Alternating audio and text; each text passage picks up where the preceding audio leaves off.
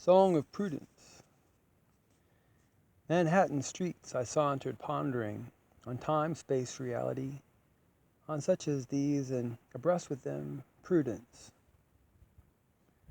The last explanation always remains to be made about prudence. Little and large alike drop quietly aside from the prudence that suits immortality.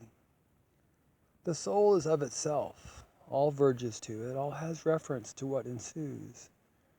All that a person does, says, thinks is of consequence.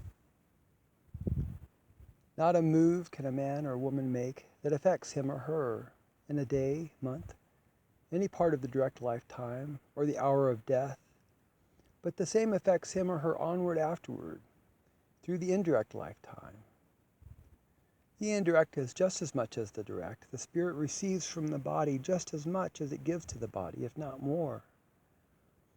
Not one word or deed, not venereal, sore, discoloration, privacy of the onanist, putridity of gluttons or rum drinkers, peculation, cunning, betrayal, murder, seduction, prostitution, but has results beyond death, as really as before death. Charity and personal force are the only investments worth anything. No specification is necessary. All that a male or female does that is vigorous, benevolent, clean, is so much profit to him or her, in the unshakable order of the universe and through the whole scope of it forever. Who has been wise receives interest.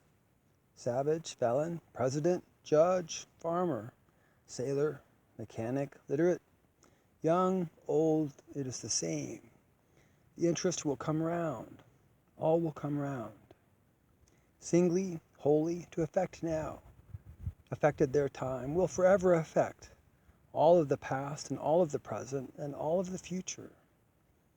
All the brave actions of war and peace, all help given to relatives, strangers, the poor, old, sorrowful, young children, widows, the sick, and to shunned persons. All self-denial that stood steady and aloof on wrecks and saw others fill the seats of the boats. All offering of substance or life for the good of good old cause, or for a friend's sake, or opinion's sake. All pains of enthusiasts scoffed at by their neighbors. All the limitless sweet love and precious suffering of mothers. All honest men baffled and strifes recorded or unrecorded. All the grandeur and good of ancient nations whose fragments we inherit.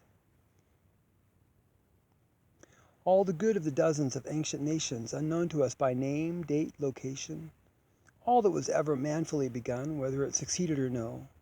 All suggestions of the divine mind of man, or the divinity of his mouth, or the shaping of his great hands.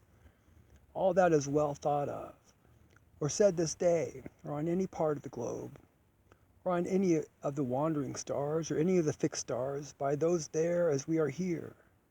All that is henceforth to be thought or done by you, whoever you are, or by anyone. These inure, have inured, shall inure to the identities from which they sprang, or shall spring. Did you guess that anything lived only in its moment? The world does not so exist. No parts palpable or impalpable so exist.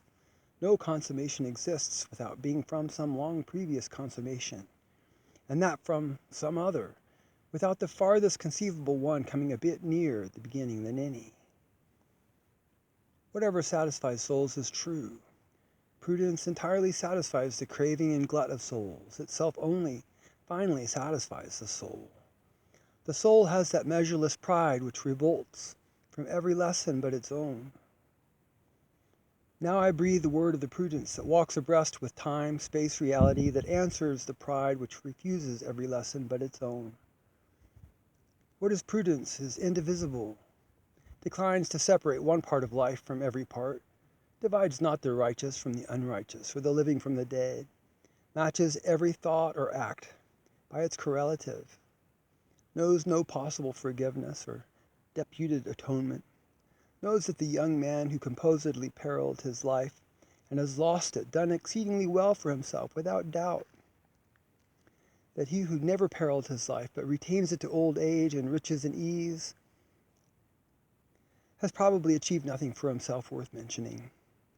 Knows that only that person has really learned, who has learned to prefer results, who favors body and soul the same, who perceives the indirect assuredly following the direct, who in his spirit, in any emergency whatever, neither hurries nor avoids death.